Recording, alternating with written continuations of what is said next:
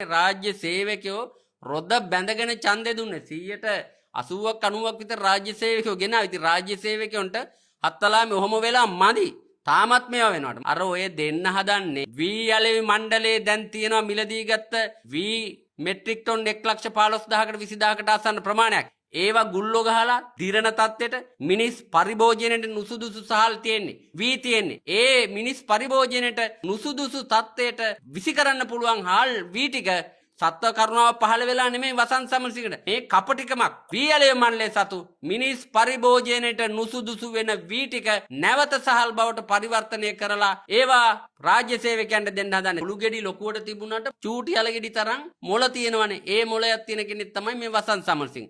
වසන්ත සමරසිංහ කරොත් කරන්නේ කුට්ට කුජීත පජාතිය වැඩක්ම තමයි. එක්කෝ අල අස් ගලවනකොට අල ගෙන්නනවා, බීලුණු ගලවනකොට බීලුණු ගෙන්නනවා, වී අස්සරු නෙල්ලා වී ටික තියෙනකොට හාල් ටික ගෙන්නනවා. මෙයා ආනයනෙන් තොර ලෝකයක් නැහැ. ඒ අතරදී පොඩි සිල්ලර කතා ටිකක් කියනවා වෙළඳමතිවරයා විදියට කියන්න ලැජ්ජයි. හාල් ටිකක් ලීසින් ක්‍රමයට දෙනවා කියලා කියනවා. හැබැයි ඉතින් තැපැල් ඡන්දෙන් එක මිටට රොද්දක් බැඳගෙන දුන්නේ උදේ පාන්දර ගිහිල්ලා රාජ්‍ය සේවකයෝ ඡන්දෙ දුන්නේ. හොඳම වැඩේ තමයි රාජ්‍ය සේවකයන්. සමහර රාජ්‍ය සේවකයෝ හිටියා හොර ඡන්ද දාපු අය හිටියා මාලිමාව වෙනුවෙන්. සමහර අය අපි රොද්ද බැඳ බලපෑම් කරලා දුන්න අය ඉන්නවා. පැත්තකින් වසන්ත සමරසිංහ හිතුවක් දන්නේ මේ රාජ්‍ය සේවකයෝ කියන්නේ හරක්ය.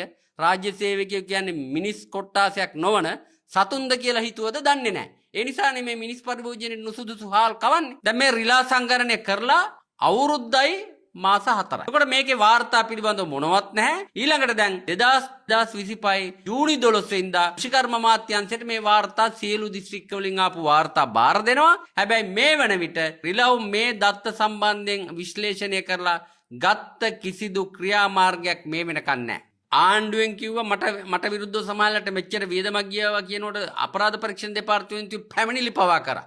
හැබැයි අද සිද්ධ වෙලා තියෙනවා මේ කෘෂිකර්ම දෙපාර්තමේන්තුව කියනවා 155ක් තමයි වියදම් උනේ කියලා.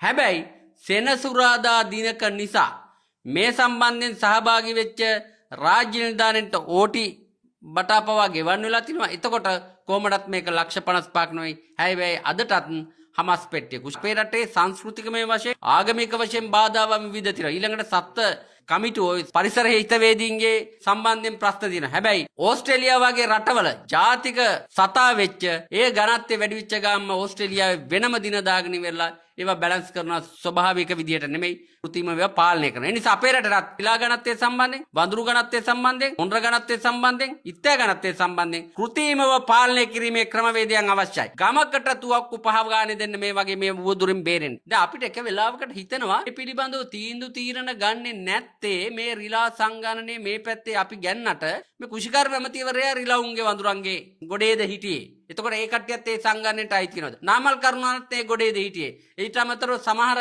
ගණුමට සම්බන්ධ වෙච්ච ඒ කමිටුවක් හිටිය කමිටුවේ රිලා ගොඩේද වඳුරු ගොඩේද හිටියේ කියලා ප්‍රශ්නේ දිනවා. ඒ නිසා වහාම තීන්දුව ගන්න මේ වෙලාවේ වෙන ප්‍රශ්න නෙමෙයි. මෙන්න මේකටත් උත්තර දිය යුතුමයි. පරිසරවේදීන්ගේ ඒ අනම්මන සත්ත්ව හිංසා මේ වගේ හරියන්නේ නැහැ. රටක මේ රටේ කුෂිකර්ම නිෂ්පාදනාර්ථිකය තමයි අංක 1. ඒ මත පිටලා ජෛව විද්‍යාත්මකව මේක පාලනය කරන්න බැරි නම් කෘතිම ක්‍රම මගින් හරි පාලනය කළ යුතුමයි. අපේ අලුත් වීඩියෝස් බලන්න Facebook පිටුවට ලයික් කරලා YouTube channel එක subscribe කරන්න.